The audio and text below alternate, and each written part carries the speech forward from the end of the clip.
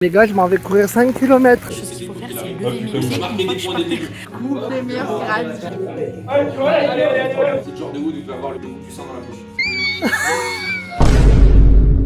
Hey, c'est Blue, j'espère que vous allez bien. Je considère que j'ai été confiné jusque juillet 2021. En gros, il y a eu beaucoup d'allers-retours entre mon travail, le confinement, mon travail, le confinement, mon travail, le confinement, puisque je travaillais dans un grand centre commercial pour Micromania. Et je me suis dit que ma carrière dans la vente devait s'arrêter parce que j'y prenais plus aucun plaisir, j'étais même plus sympa avec les clients. Pendant le confinement, j'ai commencé les live tweaks et c'est là que la plupart d'entre vous m'ont rencontré via les live tweaks et via TikTok. Je faisais des lives tous les soirs, à part ça, je faisais pas grand chose. Je liveais de 20h à minuit, des fois jusqu'à 2h du matin, je me levais à 14h, je mangeais, je rangeais chez moi et je recommençais un live. Et ainsi de suite. Sans m'en rendre compte, j'ai pris beaucoup de poids. En septembre 2021, il y a mon amie et vidéaste Sarah qui m'a proposé de venir me filmer parce qu'elle voulait que je reprenne mes vidéos YouTube, parce qu'elle aimait beaucoup mon contenu, notamment les 12 travaux de Jon, et elle me dit viens, je t'aide à filmer une de ces vidéos si tu veux. Quand elle fut partie, j'ai regardé les vidéos qu'elle avait filmées, l'angle était incroyable, mais ma tête, si j'ai encore une photo je vous montrerai, mais je me suis rendu compte que j'avais pris énormément de poids. Vous allez me dire... Mais comment ça se fait que tu t'en es pas rendu compte avant? Et ben sur Twitch, comme sur YouTube, on connaît ces angles. Je sais que cet angle-là, il est flatteur pour moi. Je vais pas m'amuser à mettre un angle qui me donne un double menton. Je vais pas m'amuser à mettre un angle où je vais avoir l'air fat si je me mets torse nu. Je vais mettre un angle dans lequel, qu'importe la situation, j'ai l'air favorable. Et comme j'ai tendance à m'habiller en oversize de base, je me rendais pas compte que mes vêtements m'allaient de moins en moins bien. Et la sentence est tombée, je faisais 105 kilos.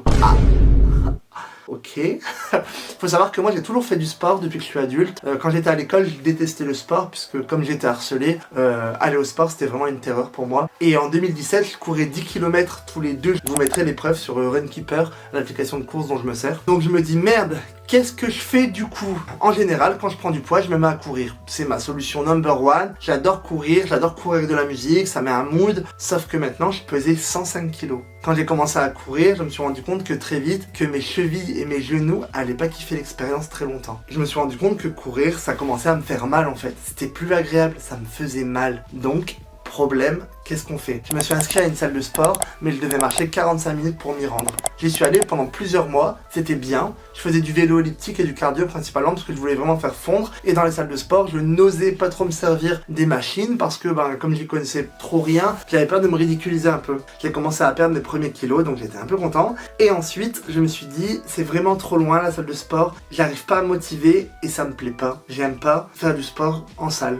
Voilà. Donc je me dis pourquoi j'essaierais pas de faire des cours de sport plutôt. Moi je suis très scolaire, s'il y a un prof qui me dit quoi faire, je le fais et je réfléchis pas. Donc j'ai cherché et j'ai trouvé une salle de CrossFit qui était genre à moins de 5 minutes de chez moi. Je me suis dit mais c'est trop bien. Payer moins cher pour venir tous les jours dans un cours de 10-12 personnes avec un coach qui me suivait personnellement, alors que là je payais peut-être moins cher mais j'étais jamais suivi, et si je voulais un coach personnalisé, même une séance, ça me coûtait 70 € la séance. L'argent a choisi à ma place, on va dire. Donc j'ai commencé le CrossFit en avril 2022 et on est aujourd'hui en novembre 2023. Depuis avril 2022, je suis allé quasiment tous les jours au CrossFit. D'après l'application du CrossFit, Wodify, j'ai fait plus ou moins 200 séances de CrossFit. Vous vous rendez compte? C'est énorme en un an et demi, un peu plus d'un an et demi quand même. Aujourd'hui, je voulais vous faire une vidéo pour vous parler de mon évolution. Et il y a un événement au CrossFit qui s'y porte très bien et ça s'appelle les grades. La salle de CrossFit à laquelle je vais fait partie d'un groupe qui s'appelle Kaizen. Et en gros, 2 fois par an, il y a ce qu'on appelle les grades. C'est une série de 7 WOD, donc de 7 séances, dans laquelle on évalue nos capacités sur différents exercices pour nous donner plus ou moins nos niveaux. Nos niveaux sont évalués par des couleurs. Pour fêter mes 200 WOD et pour vous montrer un petit peu de quoi il en retourne, j'ai décidé de vous emmener avec moi pendant 7 semaines. J'ai filmé l'intégralité des grades. Bon, les vidéos sont pas toujours incroyables, mais j'espère que l'expérience va vous amuser. Avant ça, je vous explique mon objectif. Donc, je reviens sur cette sorte de couleur. En gros, moi j'ai fait les grades 3 fois dans ma vie, parce que c'est 2 fois par an. Donc une fois dans l'année, on découvre un nouveau système de grades, et plus tard dans l'année, on repasse les grades pour voir si on arrive à faire mieux. À la fin des grades, par rapport à la couleur que vous avez obtenue, on vous donne des lacets, un peu comme quand on donne des ceintures dans les sports de combat. Je pense que c'est une bonne comparaison. Pour avoir le lacet blanc, il faut juste être inscrit, je pense, qu'il n'y a pas d'autres conditions. Pour avoir le lacet orange, il faut que pendant 2 séances de grade, vous ayez atteint le palier orange. En général, le palier orange, il permet de faire des séances en scale. Donc scale, ça veut dire gradué, comme le mot l'indique. Par exemple, si vous n'avez pas faire de pull-up, donc des tractions, on va vous proposer de faire des jumping pull-up. Donc en gros, au lieu de vous suspendre à une barre et de faire un pull-up classique, vous allez partir du sol et vous allez sauter, vous allez prendre votre élan et vous allez sauter pour pour votre menton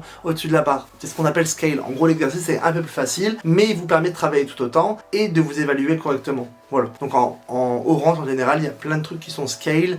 Les poids demandés pour les levées de barre sont pas très élevé par rapport au niveau suivant. Ensuite, on passe au niveau vert. Pour avoir le lacet vert, il vous faut 3 séances sur 7 en vert. Vous commencez à comprendre, on va monter crescendo. Pour moi, le lacet vert, c'est un peu la moyenne. T'es capable de faire des trucs bien, t'es capable de commencer à soulever des poids intéressants, t'es capable de développer de la mobilité pour la gym. Il y a encore du chemin à faire, mais tu commences peu à peu à explorer ton potentiel. Parce que moi, sur les 3 grades que j'ai fait, premier grade orange, second vert et troisième, on verra. Bleu, ça commence à devenir sérieux. Pour avoir le lacet bleu, il vous faut 4 séances sur 7 en bleu. Et c'est là que ça devient compliqué. Ça commence à vouloir dire qu'il faut savoir un peu tout faire. En gros, en bleu, t'as plus rien qui est scale. Donc si tu sais pas faire quelque chose, t'es limité pendant ta séance.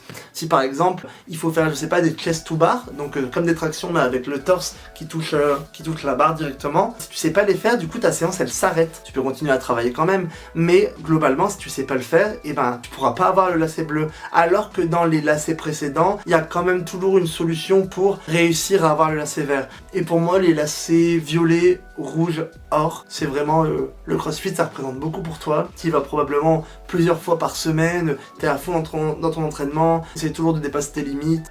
Parce que par exemple, le gouffre entre bleu et violet, il est assez conséquent, ça devient vraiment un vrai challenge, même pour les gens qui sont assidus, habitués, qui s'entraînent tous les jours, ça commence vraiment à devenir quelque chose de très compliqué, le violet. Le rouge, t'es probablement coach dans une salle.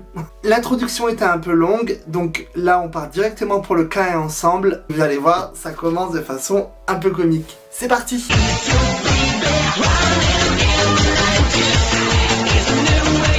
Les gars, je m'en vais courir 5 km, hein, je vous le dis.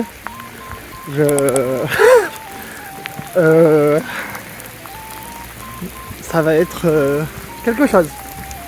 Ça promet, en tout cas. On y va plutôt tranquille. Et en fonction de ça, Océane, elle est venue quand même. on adapte ensuite le retour. Parce que si vous partez trop vite, le retour va être très très dur. Et s'il y a explosion, trop longtemps. T'as fait combien de temps toi, Brian? Moi j'ai fait 21 à 20. Bon, ça va pas être trop dur de faire mieux, je pense.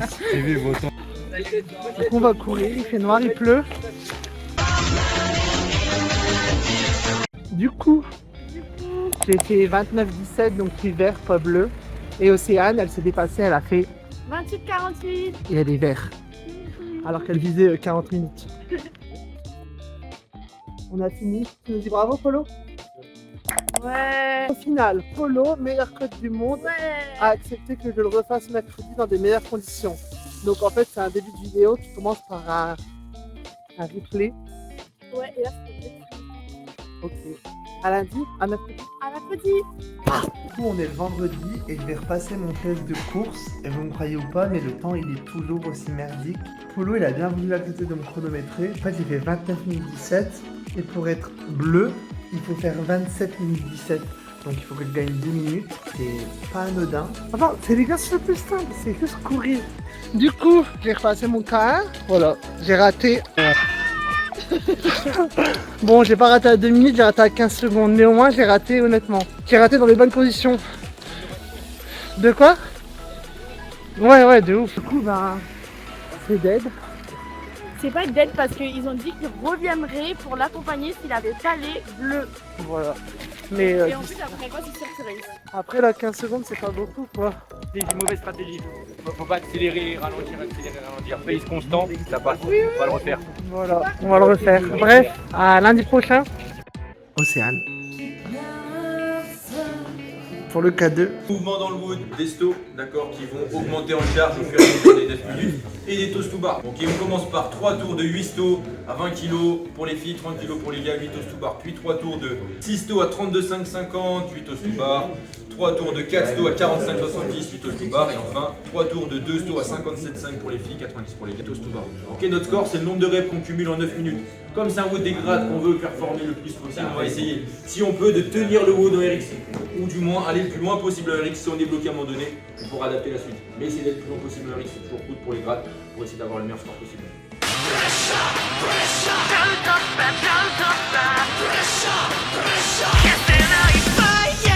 Bienvenue dans cette séance de K2. Donc là on part sur 3 rounds de sto à 30 kg alternés avec 8 toast to bar à chaque fois. Donc les stos à 30 kg, c'est pas trop un souci pour moi. En haltéro, c'est pas trop mauvais. Et vraiment 30 kg, quand ça fait 1 an et demi que tu viens, a priori, il n'y a pas de raison que ça se passe mal. Moi, mon point faible, il est là, les toast to bar. Donc ma façon de faire le toast to bar, elle est pas bonne du tout. Logiquement, t'es pas censé t'enrouler comme ça. T'es censé bien repousser sur la barre pour pouvoir enchaîner le toast to bar. J'ai mis une petite vidéo à côté pour vous montrer à quoi ça ressemble pour de vrai. Donc là, je reprends sur les stos. Ma façon de faire le toast to bar, elle est rep, donc elle compte comme point. Par contre, elle est vraiment pas correcte. En plus, j'en enchaîne pas beaucoup à la fois parce que je sais que c'est mon point noir et que si j'en fais trop d'un coup, je vais avoir du mal à repartir. Donc je les fais une par une, deux par deux et je surveille beaucoup le temps parce que forcément c'est limité pour l'épreuve. Donc là on reprend le sto pour le 3e round.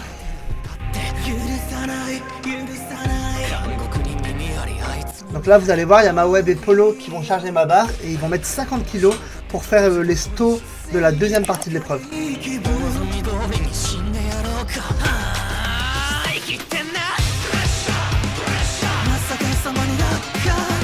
Donc là les stos à 50 kg, on les sent passer, bien plus que ceux à 30 kg. Ça va encore puisque c'est un poids que je maîtrise plutôt bien, 50. Mais par contre, les toast to bar ça devient vraiment de plus en plus dur et le chrono avance.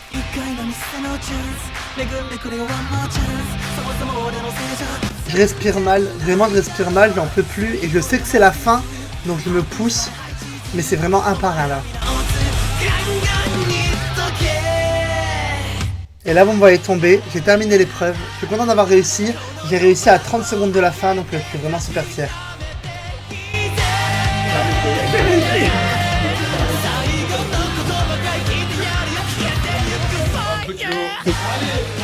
Qu'est-ce qu'on a fait? J'ai fait vert. Trop bien. Du coup, on est content quand même. Le meilleur grade. On est content. Ok. À la prochaine. Est-ce que ce serait pas l'heure du K3? Alors le K3 c'est en 3 minutes, il faut faire 20 cales pour les hommes et 14 cales pour les filles. Il faut faire 20 wall balls à 10 kg pour les hommes et à 6 kg pour les filles. Et du coup après il faut caler un max de Devil Press. Devil Press qui est mon mouvement préféré, je l'assume. Mais j'espère que j'aurai le temps d'en faire. On l'avait prédit, c'est vrai. Joe va y arriver, ne vous inquiétez pas, je n'en doute pas. Voilà. Et aussi. Allez, c'est parti. 3 minutes de travail, 3 minutes de récup. Vous avez vu le format, je travaille 3 minutes, je récupère 3 minutes. Ça va pousser à mettre beaucoup d'intensité parce que vous allez avoir autant de temps de travail que de temps de récup. Ok. Sur chaque round, votre objectif il est simple. Écoutez bien, vous devez me faire un maximum de dumbbell Devil Press. Ok. Avant de pouvoir faire les dumbbell Devil Press, vous avez une mise à pied comme ça. La chose qu'il faut faire, c'est lever mes muscles. Marquez des points dès le début. Non, c'est compliqué. D'accord. Hardcore exhaustivité. Non, dans le listen plan aujourd'hui pour nous les coachs, il y a écrit que ce genre de wood il peut avoir le goût du sang dans la bouche. C'est totalement ça. Vous devez finir en PLS pour savoir comment vous appelez. Ok. On est bon? Pas de blessure? Non. Tout va bien? Magnifique.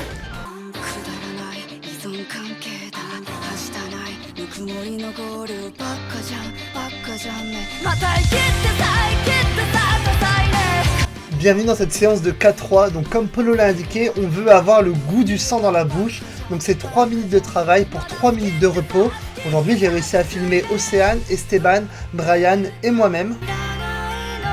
Donc on fait du rameur, ensuite on fait 20 wall balls et ensuite le score c'est les Devil Press qu'on arrive à placer dans ce qui nous reste de temps. Donc le rameur c'est pas trop dur pour moi mais je sais que quand j'en fais trop j'arrive pas à reprendre mon souffle, je me retrouve tout le temps donc j'ai essayé de faire attention. Les wall balls ils m'ont vraiment dégommé, il n'y a pas d'autre mot, ils m'ont dégommé les wall balls.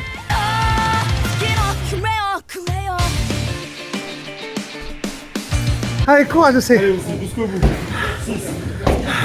Océane en général elle a tendance à abandonner, mais là elle a pris un ballon plus lourd que d'habitude, elle avait un ballon de 14 livres et elle s'est vraiment donnée à fond, donc fière d'elle. Merci Brian de m'encourager. Non les ballons c'était vraiment horrible et là dans le deuxième round j'ai fait 6 non-reps, donc au lieu de faire 20 wall balls j'en ai fait 26 parce que mon ballon il a pas dépassé la ligne rouge. Horrible, vraiment horrible. Là j'ai plus aucun souffle, c'est vraiment compliqué pour moi. Là on doit faire des Devil Press sur le côté. Au premier round j'en ai fait énormément mais j'ai pas pu me filmer. Là, je suis clairement au bout du rouleau. Je sais que j'ai quasiment atteint l'objectif bleu, donc j'avoue que je me permets de ralentir un petit peu, mais on voit que ça devient galère. À savoir que le poids dans mes mains, il fait 22,5 kg. C'est le poids minimum pour pouvoir faire l'épreuve. Enfin, c'est le seul poids d'ailleurs.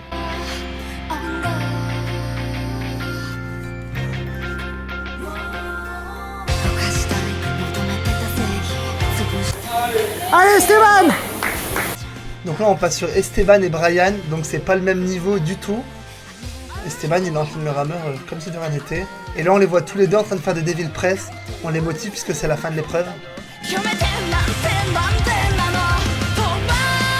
Bravo à eux. Et là, on me voit terminer mes Devil Press, donc les derniers, et je me relève pas. Bref, j'ai réussi à faire le bleu, je suis fier de moi. J'aurais pu faire un peu plus, mais je me suis arrêté quand j'ai atteint ce que je voulais.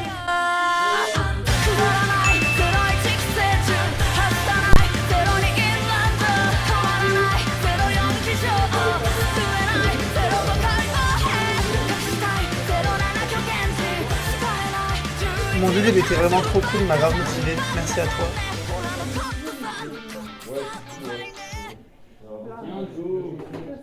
Moi j'ai commencé en bombe, premier tour, je fais 11 Devil Press, mais je me sentais tout pissé. Au second tour, j'ai commencé à faire 6 non-reps sur les wall balls, ça devenait un peu long. C'est que dire. Du coup j'ai fait 26 wall balls. Et après j'ai réussi à caler 4 Devil Press, parce que je m'étais dit au moins le minimum syndical, quoi. Genre le minimum qu'il fallait faire pour valider le bleu. Et du coup au troisième tour, bah, c'est pas bien ce que j'ai fait, mais j'ai ralenti parce que je savais que j'avais réussi. En fait quand Polo il m'a dit c'est bon Joe, t'as réussi hein. J'étais en mode bon bah finalement. Mais en vrai à 10 reps près, ça paraît beaucoup 10 reps. J'aurais pu faire une route. On a dit le 4-3, rendez-vous la semaine prochaine pour le 4. Hello, semaine 4, je dégrade. Cette semaine, j'ai raté le lundi, j'ai pas pu faire le WOD. Polo, il a accepté de me faire passer ça le samedi matin. Sur mon démarche de l'enfer là. En fait, dans le K4, il y a des pull-ups que je sais faire, il y a des push-ups, donc des pompes que je sais faire. Mais il y a des chest to bar pour être bleu. Donc pull-up tu passes la tête, chest to bar sur la barre tu passes le torse. Je pense pas que j'en sois capable. Il y a OC qui vient venir me voir pour passer vraiment. Bah on se donne à fond et on voit ce qui passe quoi. C'est parti.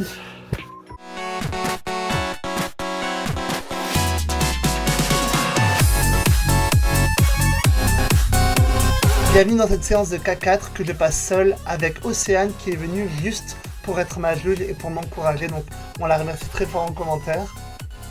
Donc là il fallait faire des shuttle runs tous les minutes, il fallait faire 3 allers-retours de course et ensuite 21 sit-up. Donc les sit-up c'est ce que je suis en train de faire. C'est pas très dur à faire, mais par contre il faut les faire vite pour avoir le temps de faire la suite. À savoir que dans cette séance j'étais déjà un peu dans l'optique d'échouer entre guillemets, parce que moi mon objectif c'est bleu et je sais que les chest to bar je l'ai jamais réussi. Je l'avais pas vu, mais vous avez vu ce qu'il fait Max derrière? C'est incroyable. Donc là j'ai fini les sit-up et je passe au push-up. Donc les push-up j'en fais pas beaucoup, un peu comme les toast to bar, parce que je sais que si je me crame les bras après je vais plus y arriver.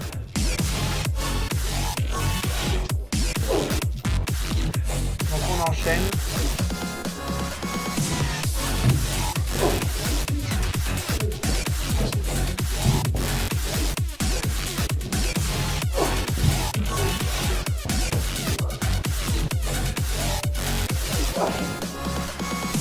Donc là je suis reparti en course, c'est vraiment compliqué parce que les 3 allers-retours à chaque minute, au bout d'un moment ça paraît pas mais ça devient très crevant.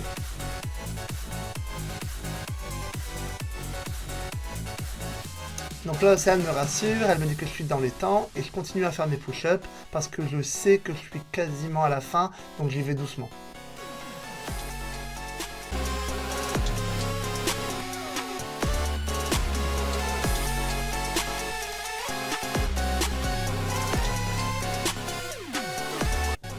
Donc là je reviens et je dois faire des push-ups, donc des pompes.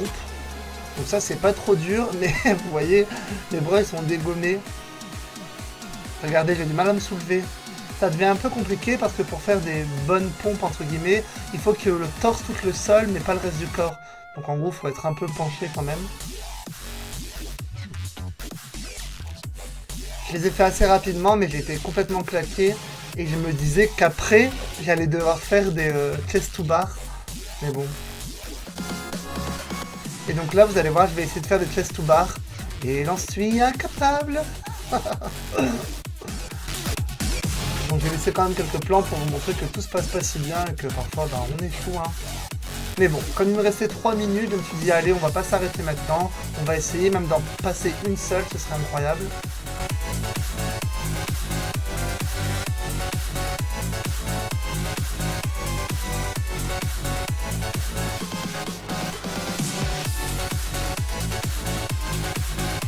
Et bah comme convenu, j'ai pas réussi à faire les bars. Voilà. Ah, je trop.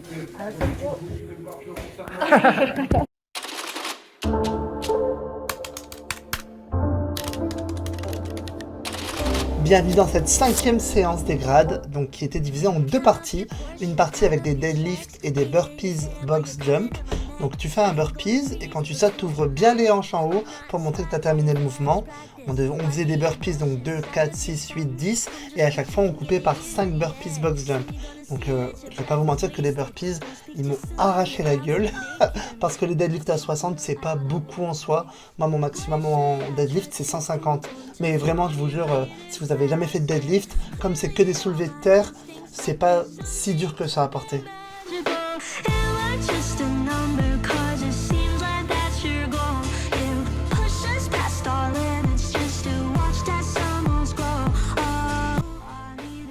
Donc là on va passer à la 2e partie du WOD. Donc cette fois on fait plus de deadlift, on fait des clean. Donc c'est pas du tout la même histoire. Mon maximum en clean c'est 72 si je dis pas de bêtises, donc c'est bien plus dur. Par contre on fait plus de burpees box jump, on fait uniquement des box jump. Donc vous n'avez pas à vous jeter au sol avant de sauter.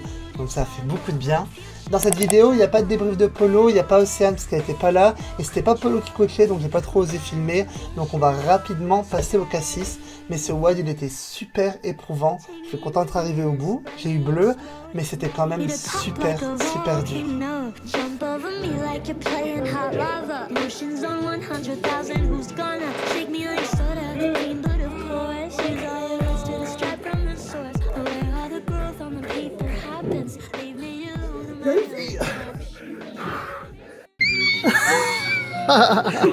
Okay. Autre stratégie, je ne fais pas de rythme muscle up, je sais que ça passera pas. Du coup, moi, mon objectif, c'est de valider le plus de reps possible. Si je valide les 80 en moins de 10 minutes, et du coup, vous pouvez faire votre répartition.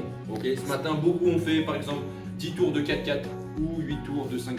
Ouais, mais là... Donc là, je commence par quoi, ce thruster ou... Dis-moi pas. On commence par thruster, ouais.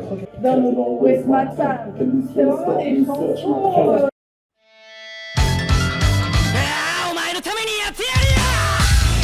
Bienvenue en K6, donc aujourd'hui on va faire 40 thrusters et 40 burpees over the bar.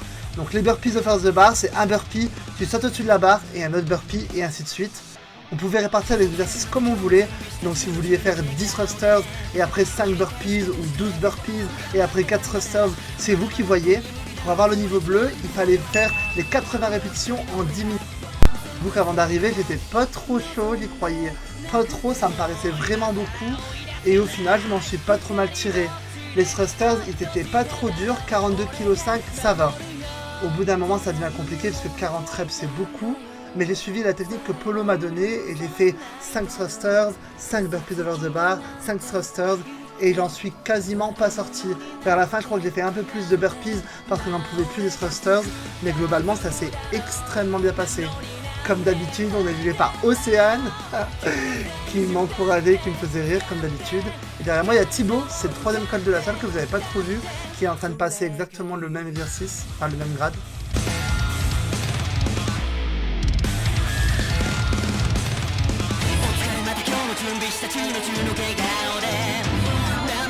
Ce qui m'a fait défaut dans cet exercice, c'est vraiment les crash pads, les 2 petits coussins qui sont devant moi. J'avais tendance à toujours jeter la barre sur les crash pads, alors qu'au final, j'aurais dû la poser directement par terre, puisque je perdais du temps à l'acheter sur des crash pads, la ramener à mes pieds, me repositionner avant de sauter. Exactement ce que je suis en train de faire là. Et bien le fait de faire rouler la barre par terre et tout, je pense que ça m'a fait perdre un petit peu de temps.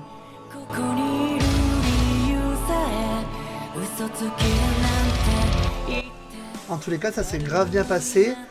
Et j'ai réussi à avoir le bleu, même si à la fin ça devenait vraiment, vraiment intense. J'enlève souvent mes t-shirts pendant les grades, mais c'est parce que je transpire énormément, et quand je rentre chez moi, après mon t-shirt il est trempé avant que j'aille à la douche. Mais avant le CrossFit, je n'osais jamais enlever mon t-shirt. Vraiment, c'est parce que me donner autant de peine, ça m'a donné confiance en moi. Je me permets pas d'être trop dur avec moi alors que je fais autant de sport.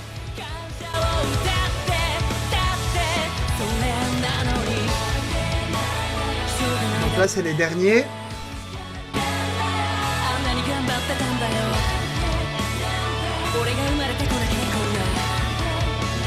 Et voilà, c'est réussi. Il a fini.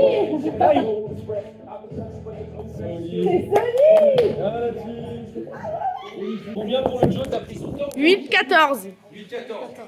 Bien joué, gars. Merci. Trop fort, mamie. Trop fort, man. Oh là là, je l'admire.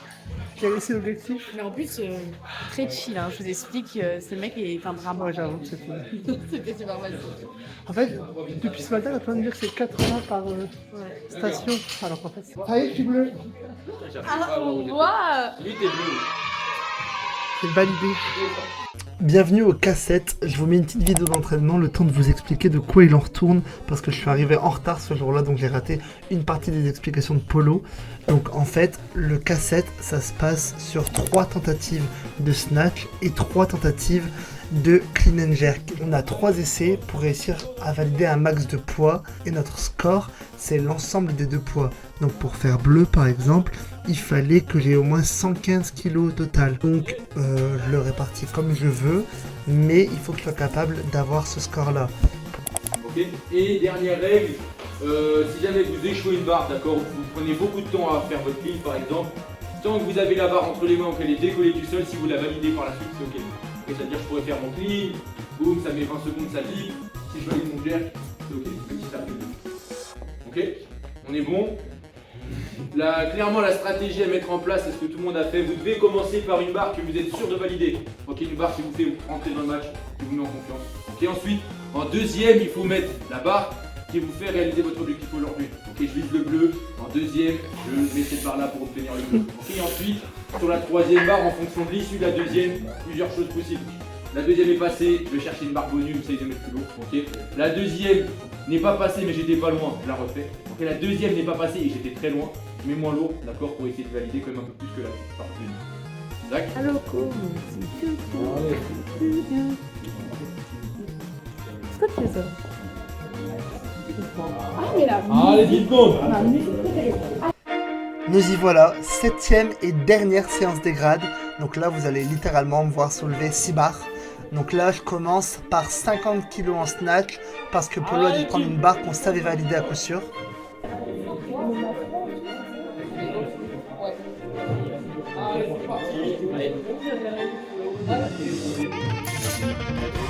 C'est passé plutôt facilement, donc j'en suis grave content. Ensuite, j'ai mis 57,5 kg pour monter un petit peu. Allez, Joe. Allez, yes. C'est passé, c'est un petit peu bloqué au niveau du torse, mais au final c'est monté, donc grave content. Et ensuite j'ai essayé de prendre un petit peu challengeant.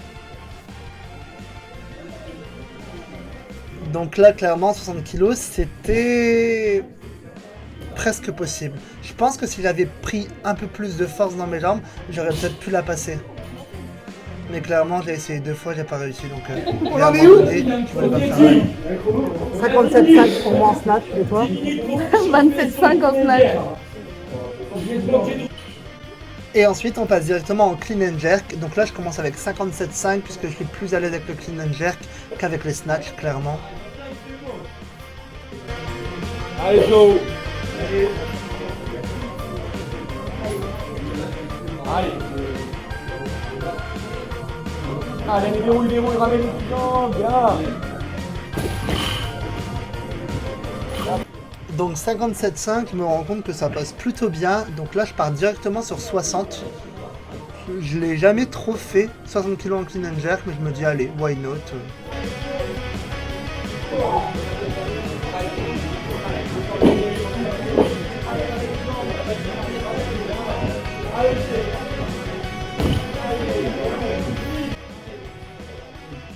Et là, dernière barre, je demande littéralement à Polo combien je mets sur la barre. Il me dit mais 65, ça passe.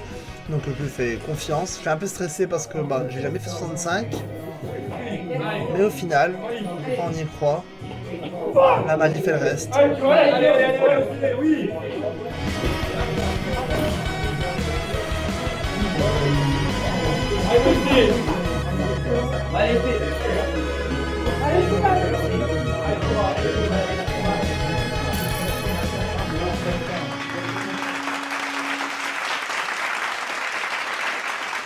Et nous revoici 7 semaines plus tard. Franchement, j'espère que la vidéo elle vous plaira parce que filmer tous ces moments, c'était vraiment drôle et ça fait vraiment des souvenirs incroyables. Je suis trop content d'avoir pris la peine de le faire.